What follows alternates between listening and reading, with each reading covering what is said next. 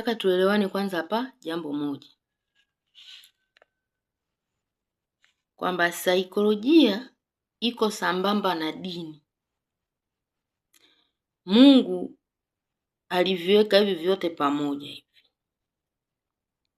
Sasa nataka nikupe mfano. Kwa mfano, upole. Upole ni nini?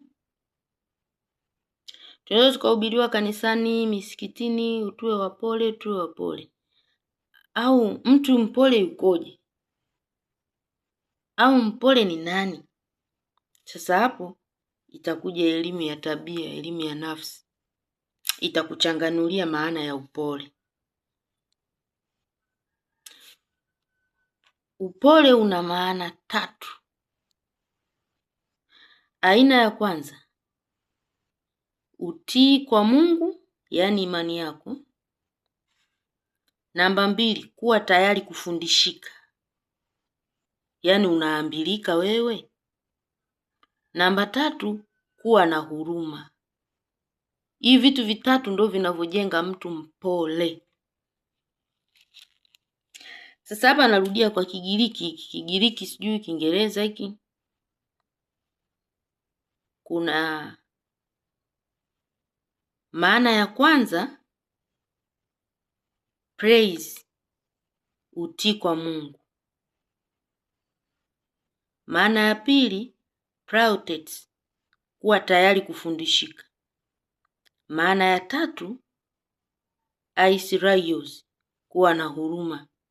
Hivi vitu vitatu ndivyo vinavyomtengeneza mtu mpole. Ukiwa na hizi sifa 3 wewe ni mpole. Kwa hiyo mimi, kwa jinsi nilivyoielewa saikolojia na nilivyofundishwa, iko sambamba na dini. Au naweza nikasema Biblia. Katika Agano la Kale tupo pamoja na dini nyingi tu. Tunakuja kupishana huko kwenye Agano Jipya habari za Yesu Kristo. Sasa nataka nikwambie kwenye Agano la Kale. Hekima ya Solomoni, sura ya 12 mstari wa 18. Hekima ya Solomoni, sura ya 12 mstari wa 18 nasema hivi: ingawa unao uwezo mkuu, hata hivyo wahukumu kwa upole. Ingawa unao uwezo mkuu, hata hivyo wahukumu kwa upole. Na watutawala kwa uvumilivu mkubwa, maana unao uwezo wa kuadhibu wakati wowote upendao. Mungu anatutawala kwa upole. Mungu mwenyewe tayari imani ni chanzo chake, yuko hivyo. Sasa sijui hapa wanaposema kuwa mpole maana yake kuwa mtii kwa Mungu. Mungu anajitii mwenyewe na mapenzi yake anayatekeleza.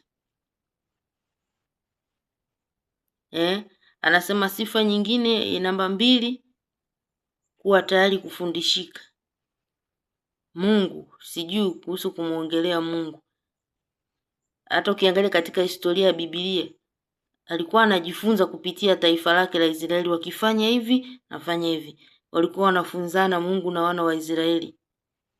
Wa tayari pia. Musa alivyokuwa anamlilia usiangamize. Hivi ni Musa si ni nani yule alikuwa anamlilia Mungu usiangamize. Wakiwa 3 sitaangamiza. Wakiwa 2 sitaangamiza. Alikuwa anajifunza pale.